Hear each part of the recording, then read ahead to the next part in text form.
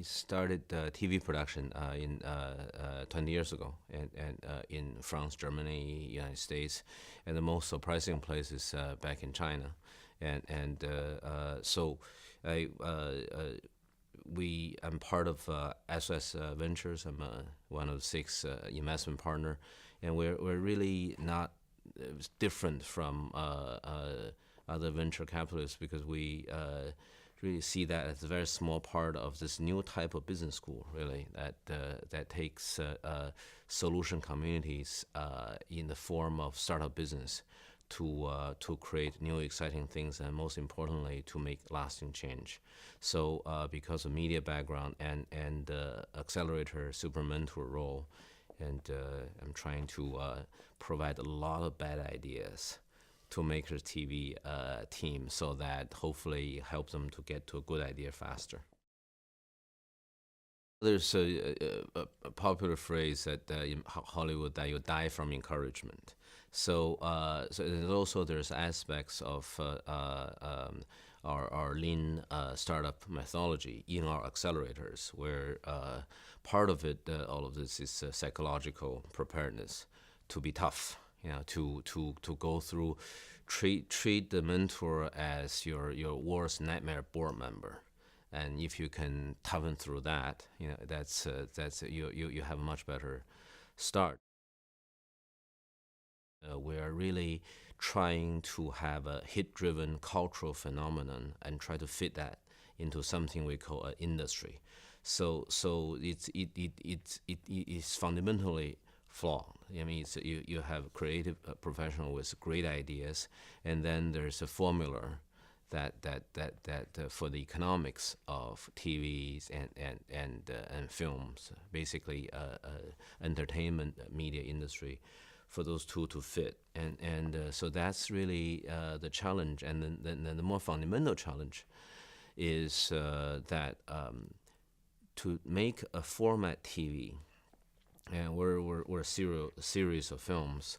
You really need to find a balance between individual creativity and the sensibility, not just commercial, but the socio psychological and socio political sensibility, and then find the balance there. So that's a real challenge.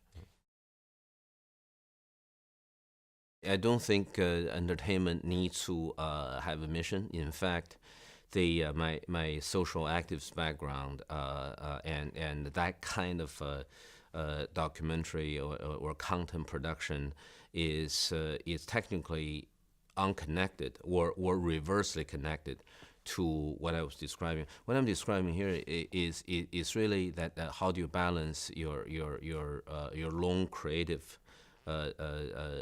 impulses and the craft with an awareness that you're doing mass TV. It's a mass popular phenomenon, right? So the key idea here is that if you happen to have a mission, which there's no need because you are entertaining people, and that maybe itself, as long as you do no evil, maybe it's a value to the greater good. You don't even have to think about it. But if you happen to have a mission, in fact, you need to really be very humble, that you need to think that your mission is rather undeserving of a mass audience. You can't have it both ways easily. So in fact, you think about the example we talked about is the first TV series of Star Trek. That show brought so many new ideas forward, but people don't connect to that show, don't access that show, thinking, well, this is the first interracial kiss. They think about this Star Trek Enterprise. They think about all these other fancy things, the wacky, off-the-wall ideas. So actually, I would discourage people to focus on the mission, but make it really good entertainment, make it really good emotional connection, and maybe only then you deserve to kind of sneak something in the middle of it. Yeah. I have not watched TV in the traditional sense for 24 years. I don't watch the shows that I produce. Like it is down one viewer, is it? Yeah, no, but I do like House of Cards. I binge watch, and even a greater version of it, which is The Boss, and I watched it in like 4 sittings. So yeah. Modern universities are set up to based on a 100-year-old idea, which is very, very valid, of division of labor and society of certificate. And both are still valid, but it's far from enough.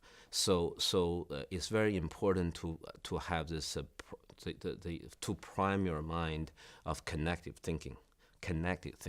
So without that, you're just going to play a catch-up game.